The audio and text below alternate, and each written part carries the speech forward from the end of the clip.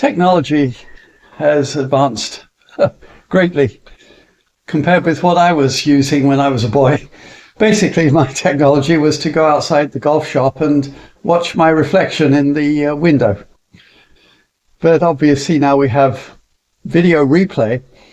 And even 35 odd years ago, they were just starting to bring out the Sony product, which actually spat out a little strip of still photos of your golf swing. Black and white, not particularly clear. And it was probably as a consequence of my general disdain for that I persisted with the idea that I don't really want to prove, other than by the things I'm asking my client to do and having them work, what's going on. I don't like the way that it breaks the cadence of a golf lesson. And so the idea of filming somebody and then showing it to them and then starting over again just doesn't appeal to me. Now, I do see wonderful results.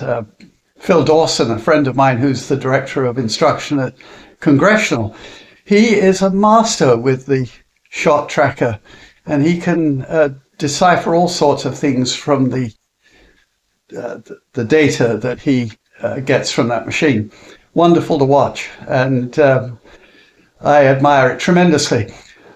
Where I do use these types of technology is, for instance, in the middle of a lesson, I will ask my client to give me their phone because then they can have a record of what we're doing. It's particularly when they're getting it right.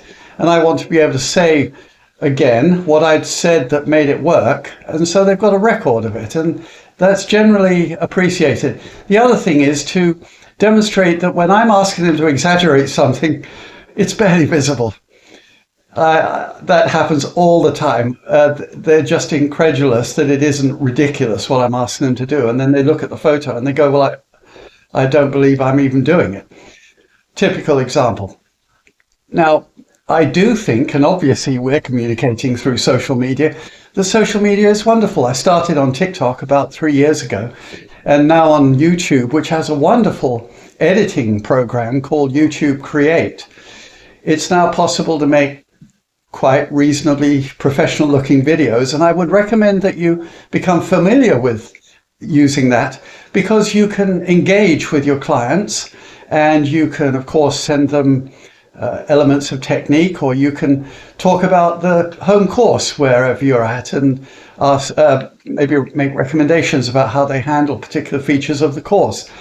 And of course it's reinforcement of what you're doing. That engagement is priceless. So I thoroughly enjoy doing that. And of course here we are talking on social media. I love it.